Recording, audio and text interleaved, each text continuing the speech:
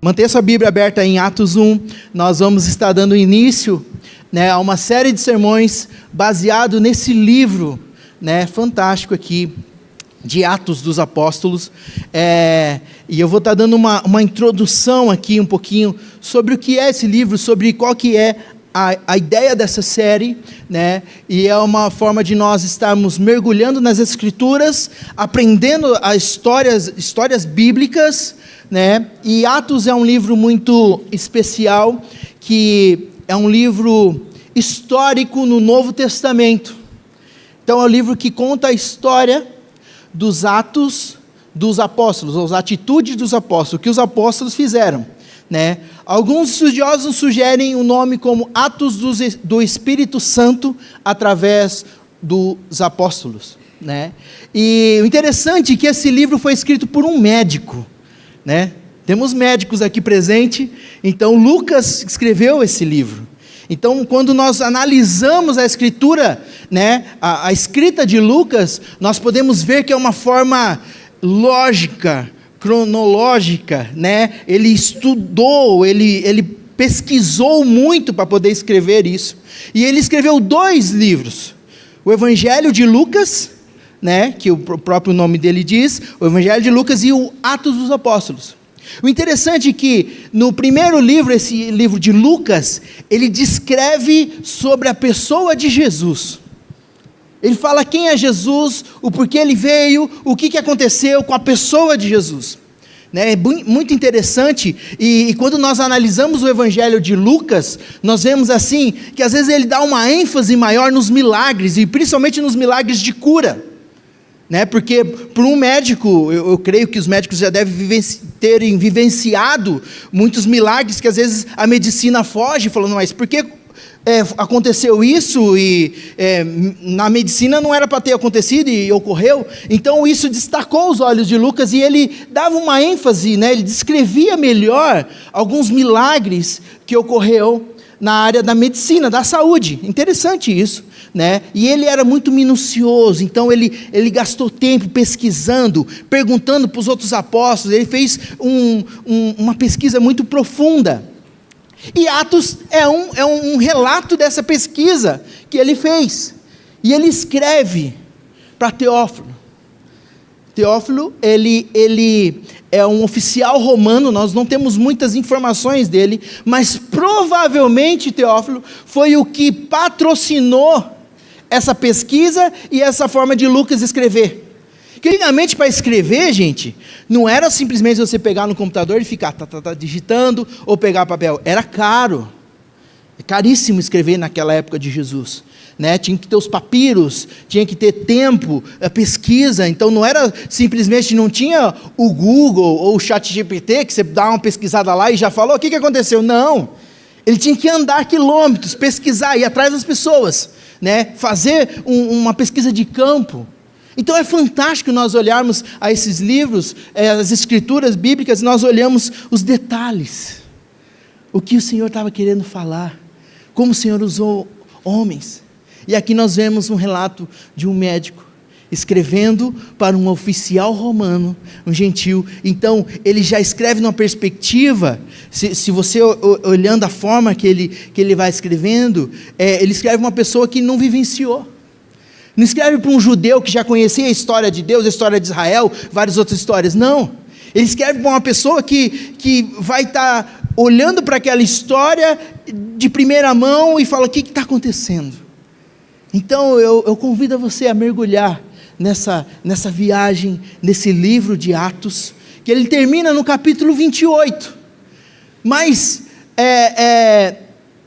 alguns teólogos também falam que Atos não para no capítulo 28, nós, igreja de hoje, somos o capítulo 29 de Atos. Então, Atos não foi encerrado, não foi fechado. Se você olha o final, como ele termina o livro, não tem uma saudação final, ou um agradecimento, um encerramento de uma carta. Simplesmente acaba com o relato ali em Paulo. Mas depois, a igreja de Cristo, a igreja que foi iniciada ali em Pentecostes, ela continua.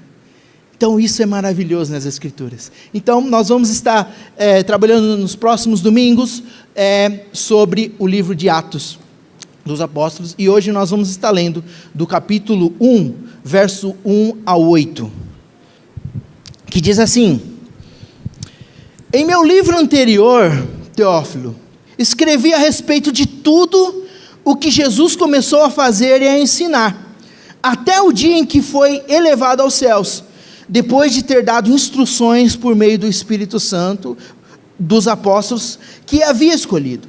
Depois do seu sofrimento, Jesus apresentou-se a eles e deu-lhes muitas provas indiscutíveis de que estava vivo.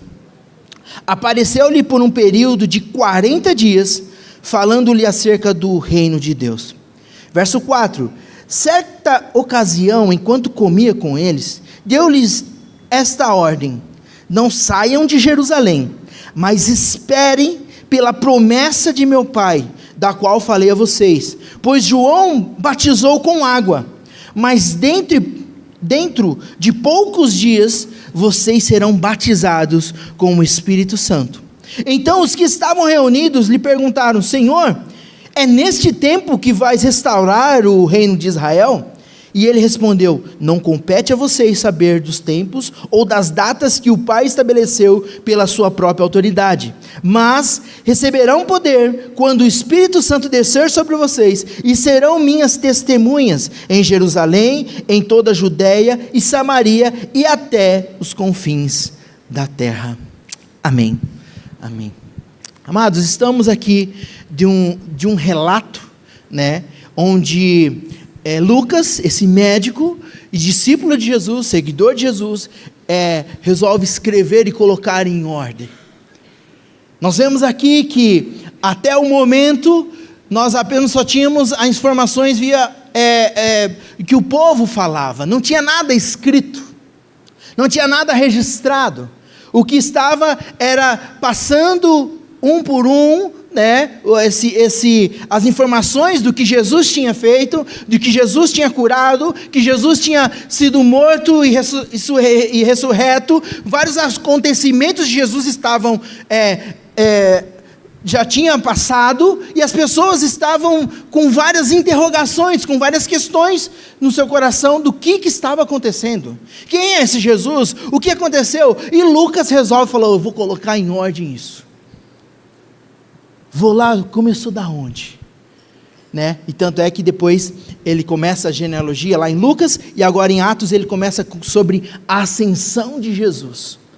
Ele fala: no meu livro anterior, Teófilo, lá em Lucas, no Evangelho, eu escrevi a respeito de tudo o que Jesus começou a fazer e a ensinar. Então, se você quer saber o que Jesus fez e ensinou, vai nos Evangelhos. Busca lá, a obra de Jesus, ela continua.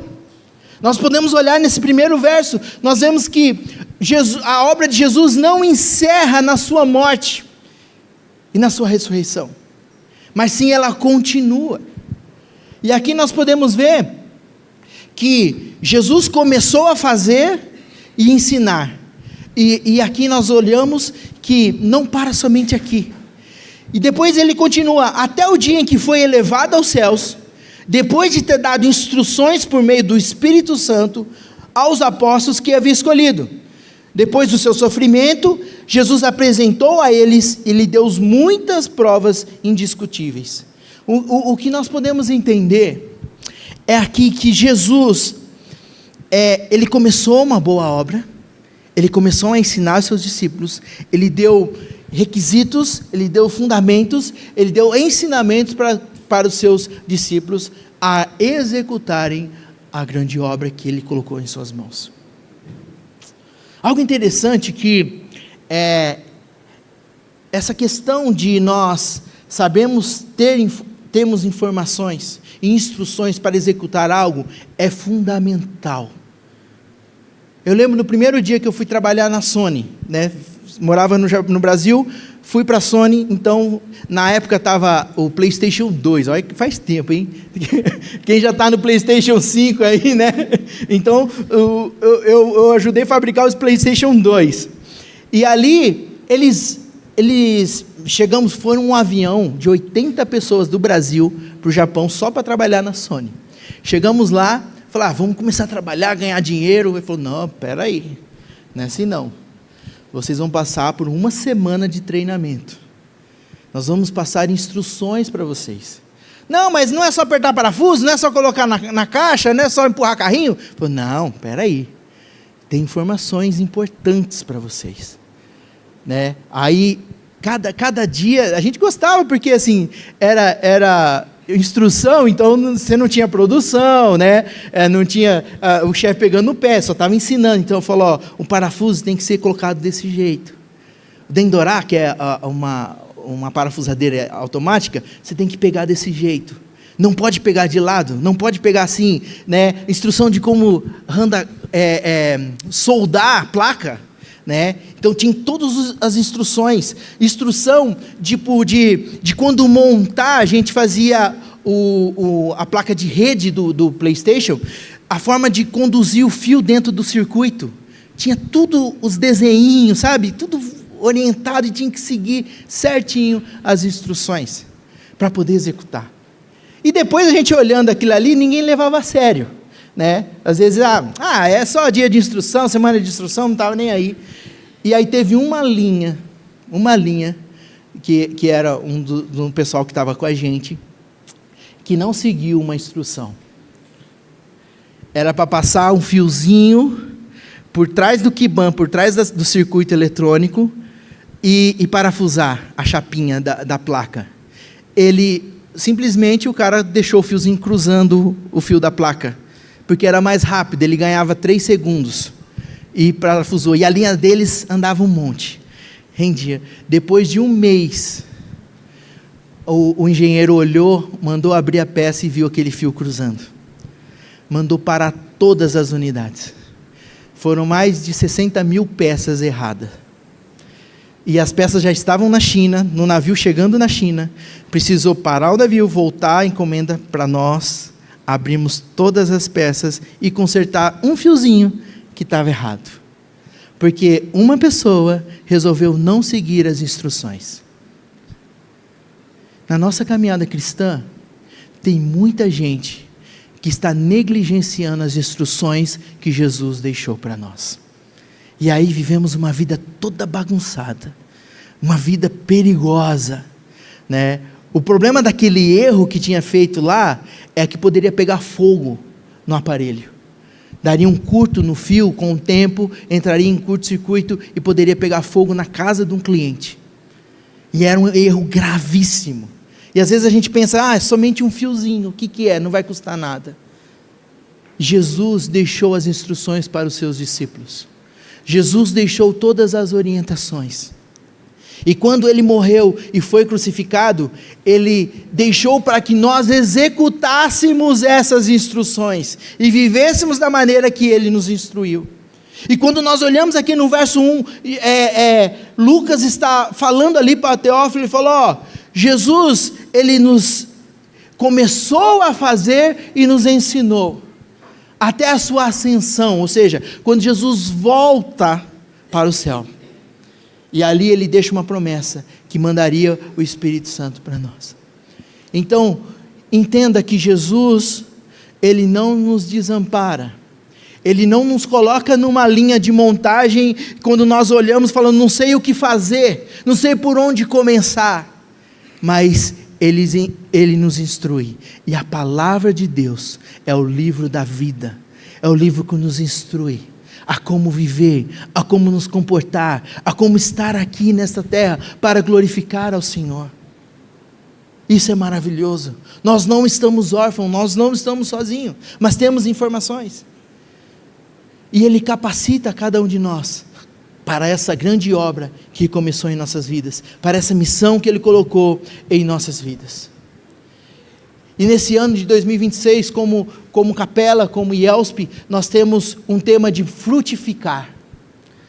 Frutificar, o que é? Produzir frutos, crescer, expandir.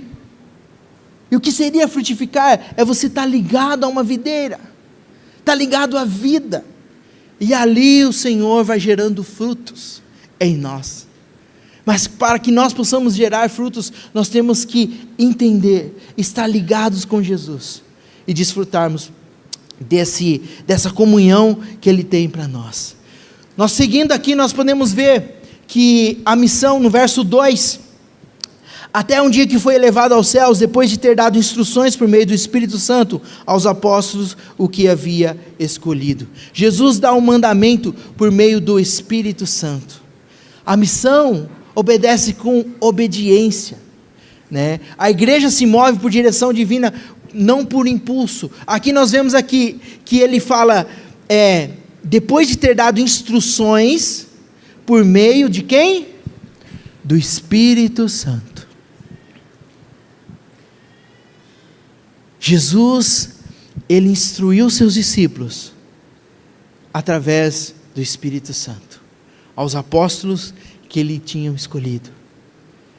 Então nós entendemos que nós não vivemos de qualquer jeito ou de qualquer maneira, mas Jesus nos instrui através do Espírito Santo. Ele nos mostra através da palavra, Ele nos dá esses mandamentos, e o Espírito Santo nos ajuda a lembrar. Nós não estamos apenas vivendo da maneira que achamos melhor, mas sim nós somos guiados, nós somos orientados por Deus, e é o Espírito Santo que nos orienta. E nessa série nós vamos falar muito sobre o Espírito Santo. Nós vamos mostrar biblicamente qual que é o papel do Espírito Santo na vida do cristão. Qual que é o papel do Espírito Santo na vida da igreja.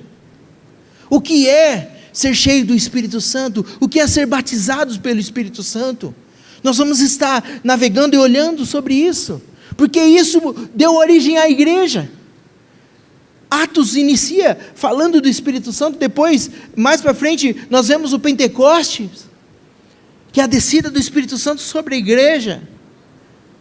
Então, a missão ela nasce da obediência, e Jesus foi obediente, Jesus cumpriu com o seu propósito aqui na terra.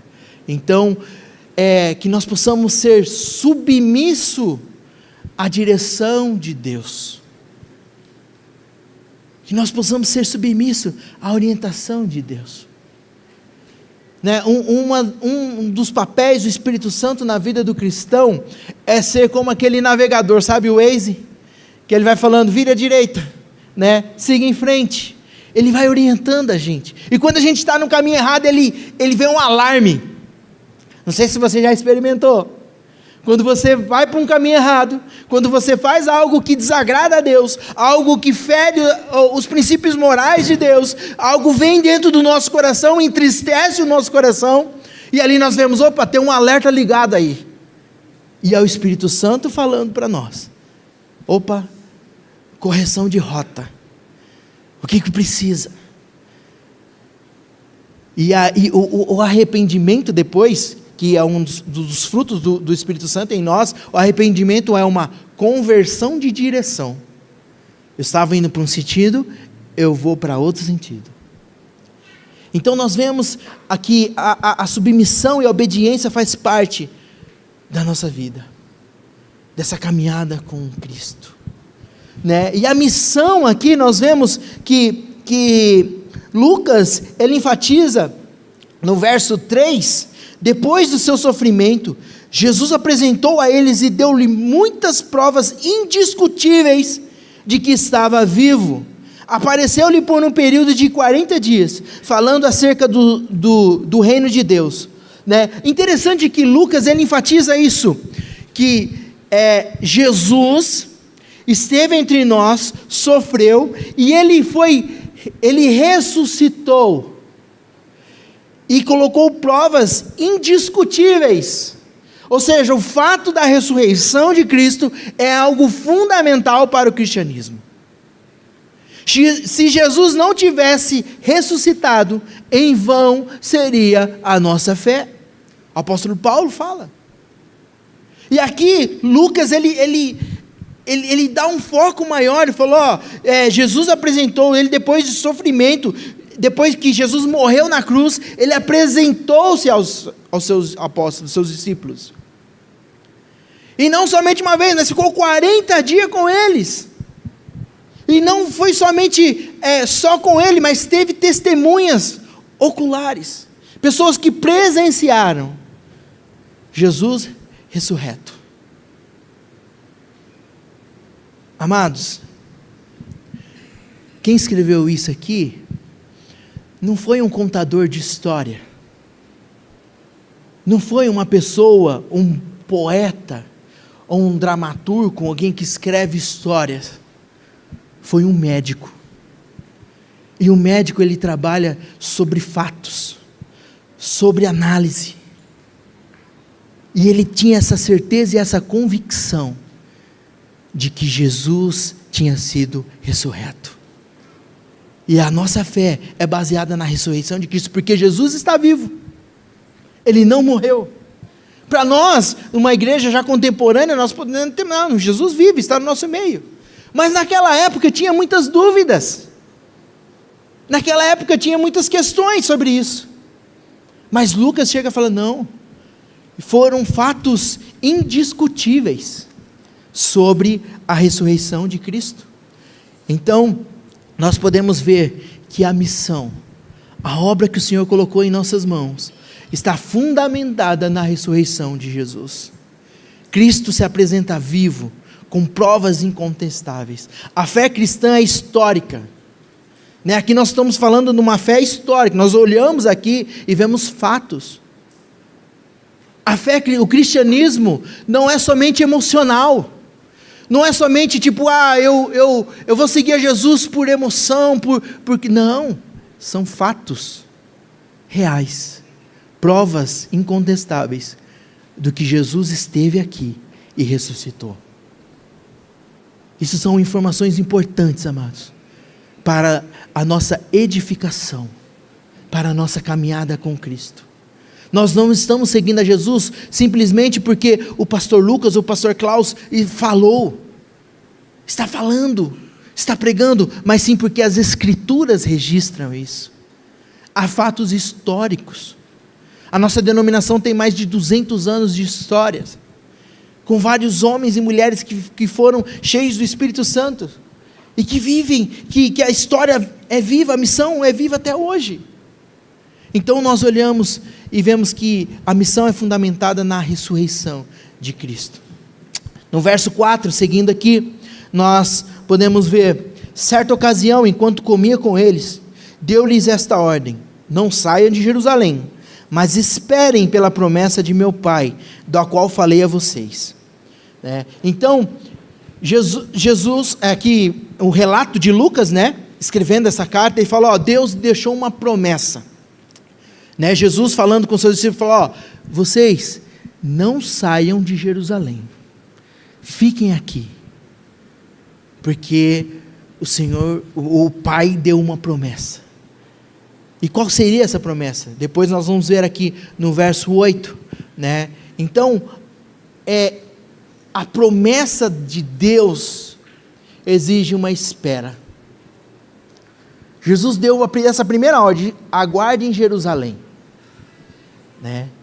aguarde, fique em Jerusalém, não se dispersam ainda, e às vezes, eu não sei como é que eram os discípulos, estavam ali os 11, porque um tinha morrido, e depois nós podemos até ver ali a escolha, logo em seguida, no final do capítulo 1, a escolha do substituto para Judas, porque tinha uma importância essa representação dos 12 discípulos, representando as 12 tribos, e tudo, os apóstolos tinham que estar formados, mas tinha essa promessa, e eu não sei como é que era a personalidade de alguns discípulos, provavelmente tinha alguns que falaram, não, vamos ficar aqui de boa em Jerusalém, mas talvez tinha outros que falaram, não, vamos sair, vamos andar, vamos fazer coisa, e Jesus falou, calma, espera, porque vai acontecer algo ainda, a promessa ainda é que o Senhor derramaria, o seu Espírito sobre a igreja. Então, toda promessa exige espera. E como que estão os nossos corações diante disso? Será que estamos conseguindo esperar a promessa de Deus? Será que estamos aguardando aquilo que o Senhor ainda nos prometeu? No caso aqui, a promessa foi cumprida 10 dias depois, né? Que foi 50 dias depois da ressurreição de Jesus, que veio o Pentecoste. Mas nós vemos aqui que esperar faz parte da nossa caminhada com Jesus. E às vezes nós queremos que as coisas aconteçam de uma forma tão rápida. Nós queremos que as coisas aconteçam do nosso tempo. Mas tudo, amados, tem o tempo de Deus. Tudo tem a forma dele trabalhar. Era necessário. E esse período, com certeza, o Senhor falou nos corações dos seus discípulos, até eles se reunirem ali, acontecer o Pentecostes. Seguindo aqui, verso 5. Aqui, pois João batizou com água, mas dentro de poucos dias, vocês serão batizados com o Espírito Santo, né?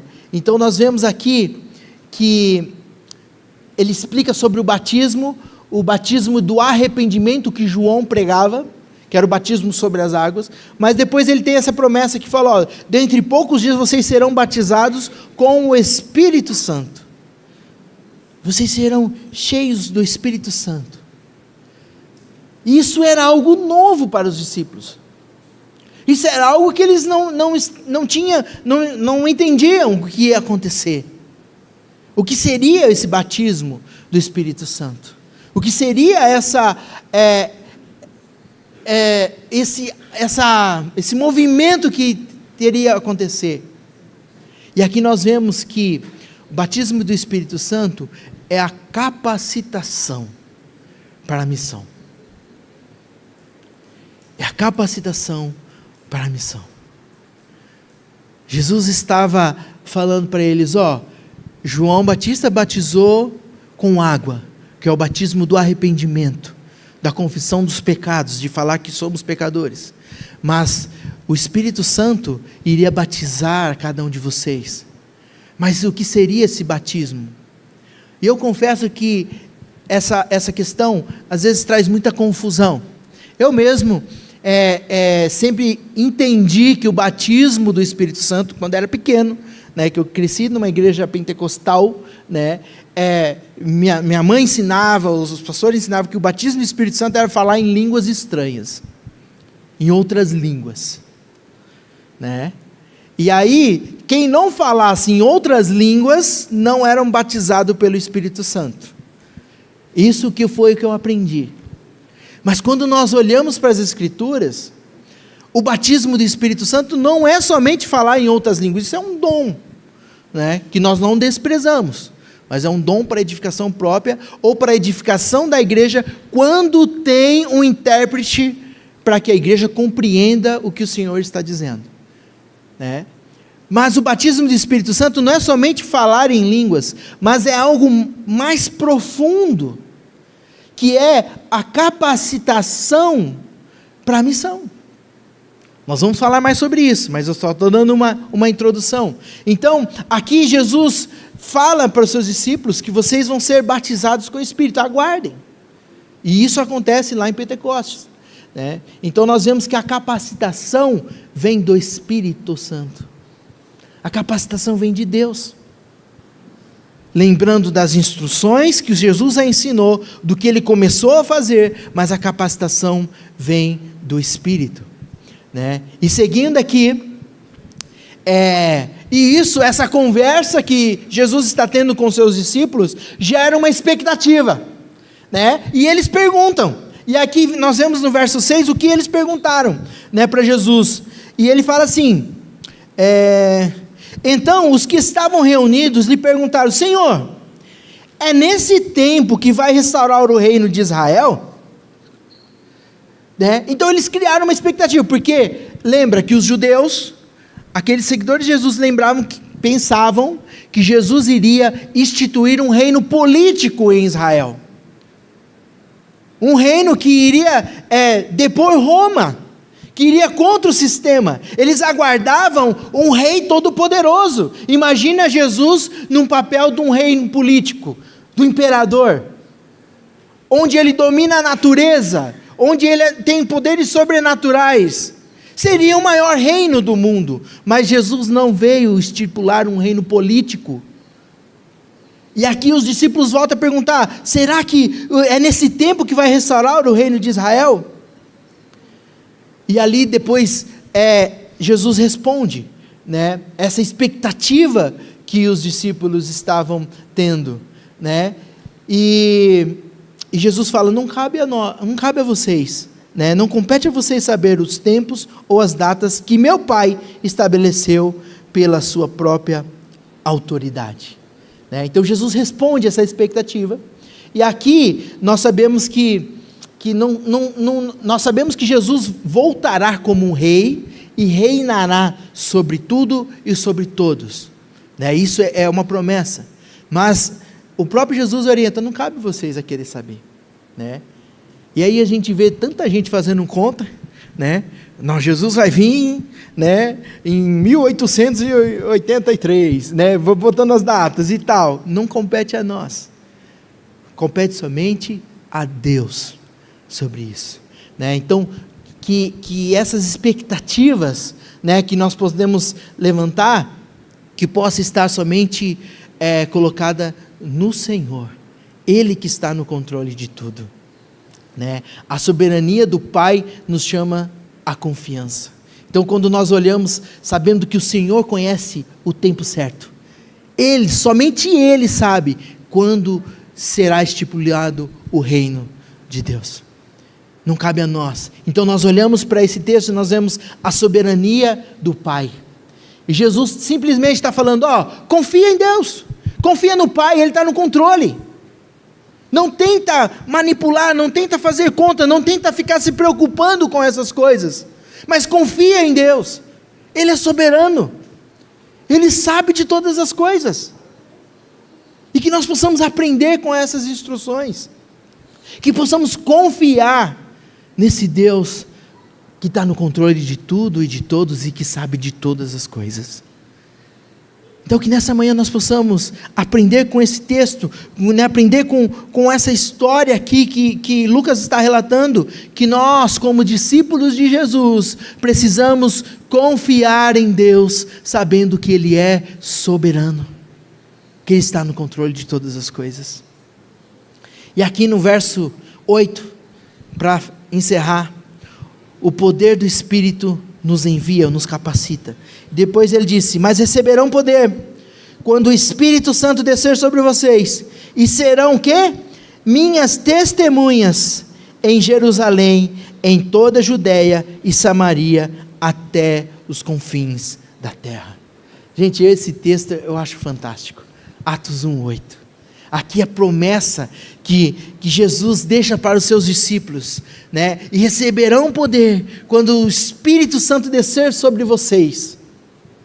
E aí, qual que é a consequência do Espírito Santo descer sobre vocês? Qual que é o fruto desse batismo do Espírito Santo? E serão minhas testemunhas em Jerusalém, em Judéia ao redor, em Samaria, que é o estado, e até os confins da terra. Olha o que esse texto diz. A consequência de sermos batizados do Espírito Santo é sermos testemunhas de Jesus. É a capacitação para a missão.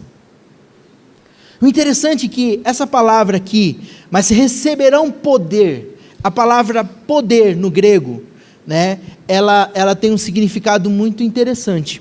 Ela chama dunamis, ou dinamis, no grego, que vem da origem, ela pode ser traduzida como poder, como o caso aqui foi colocado como poder, mas como capacidade, força eficaz, habilidade de realizar algo, ou um movimento.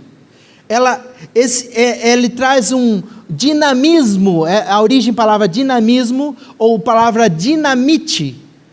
Dinamite é o quê? Ela promove uma explosão, ela promove uma aceleração de partículas, ou um movimento em nosso coração, para poder testemunharmos quem é Jesus, ou o que Jesus fez. Esse poder, ele é diferente do poder traduzido para poder de político, ou poder de autoridade de um rei, né? Não é esse poder que Jesus está dando através do Espírito Santo para nós, mas sim esse dinamis, essa habilidade de poder realizar algo, essa capacitação de fazer algo. Isso é esse poder, receberão poder quando descer sobre vocês.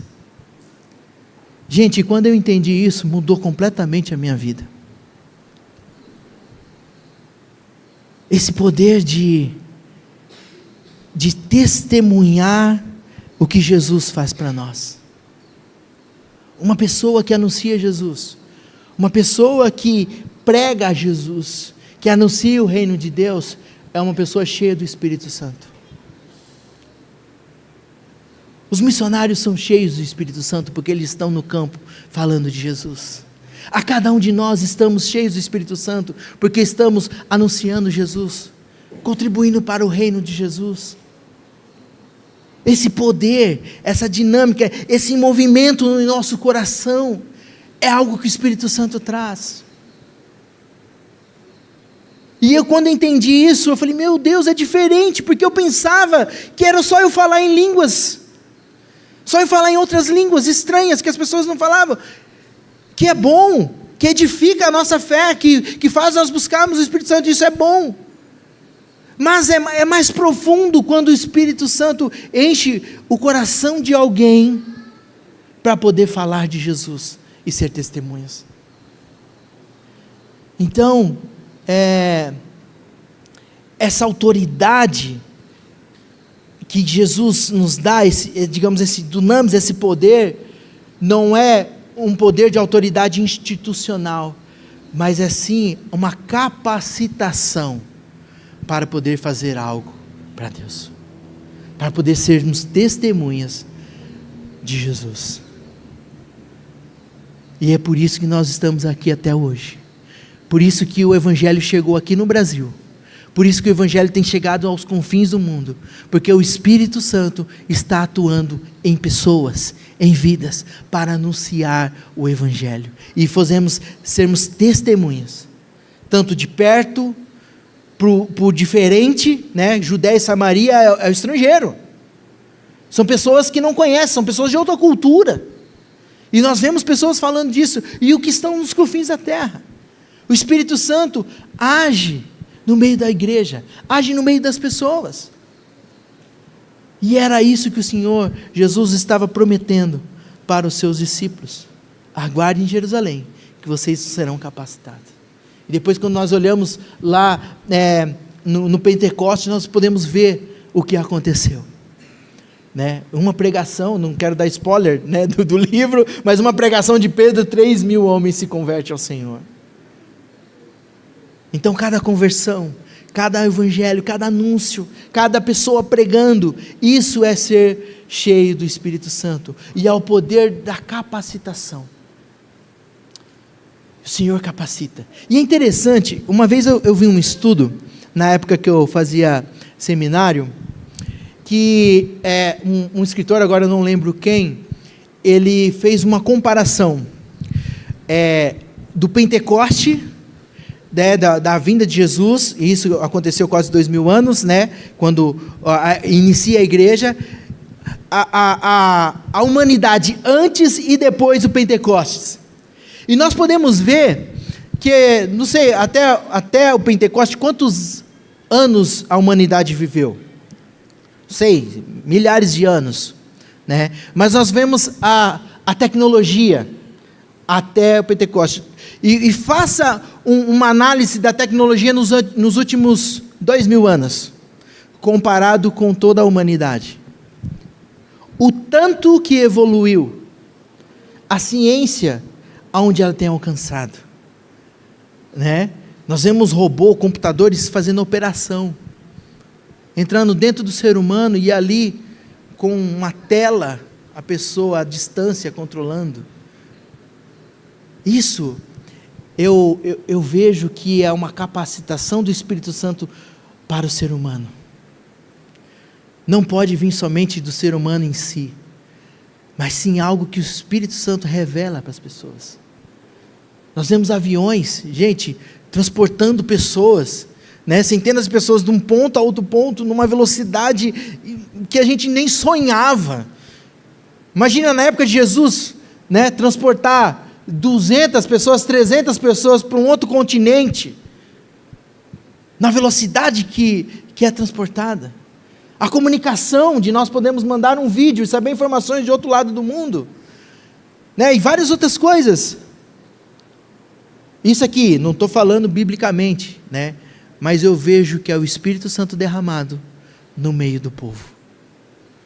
E quando nós olhamos a ciência, quando nós vemos, nos aprofundamos muito sobre isso, nós vemos que foram grandes homens e mulheres de Deus que fizeram grandes descobertas para a ciência. E eu vejo que foram pessoas cheias do Espírito Santo, que o Senhor capacitou. Amém? Essa é um pouquinho da introdução do que nós vamos ver no livro de Atos, e que nós possamos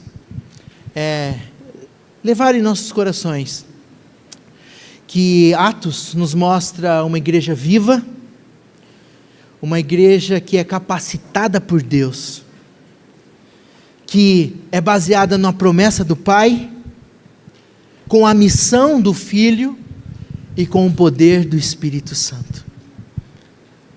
E que eu te convido nessa manhã a estar sendo dependente de Deus, a ser cheios do Espírito Santo, que Ele possa ser esse orientador, que Ele possa lembrar a cada dia, a cada momento que passamos, Ele possa lembrar do que Jesus fez por nós e de quem Jesus é. E eu gostaria de orar com você e pedir para que o Espírito Santo fale no seu coração, para que o Espírito Santo mude o seu interior, acalme o seu coração, fale com você nesta manhã, porque lembrando que Jesus é vivo, Ele é ressurreto. Você não está aqui à toa, ou simplesmente porque quis vir para a igreja, mas o Espírito Santo te trouxe aqui. Ele comove os nossos corações, Ele fala o que precisa mudar, Ele fala o que precisa, o que nós precisamos fazer, e que Ele continue falando no seu coração.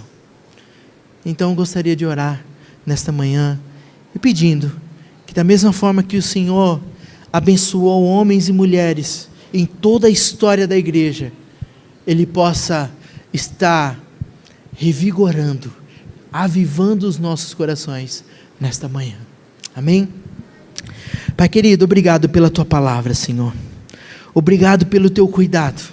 Obrigado, Senhor, pelo Teu Espírito Santo que é presente neste lugar, ó Pai. E que o Senhor possa, Senhor, estar tocando em cada coração nessa manhã, ó Pai. Capacitando, Senhor, trazendo, ó Pai, refrigério, trazendo segurança, ó Pai, trazendo conforto, Senhor, e que a Tua palavra possa ser ministrada a cada coração aqui, ó Pai.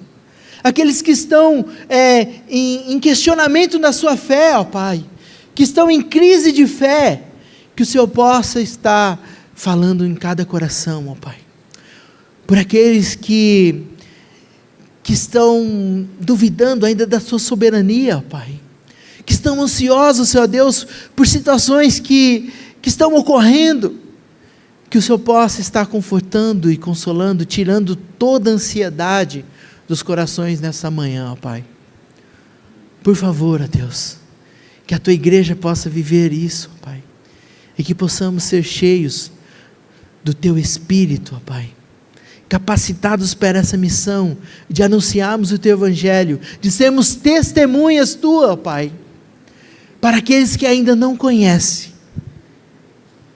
E se há alguém ainda aqui que ainda não tomou essa decisão, ó Pai, de Te seguir, que nessa manhã possa ter esse propósito, ó Pai, de ser um discípulo teu, de ser um seguidor teu, Jesus.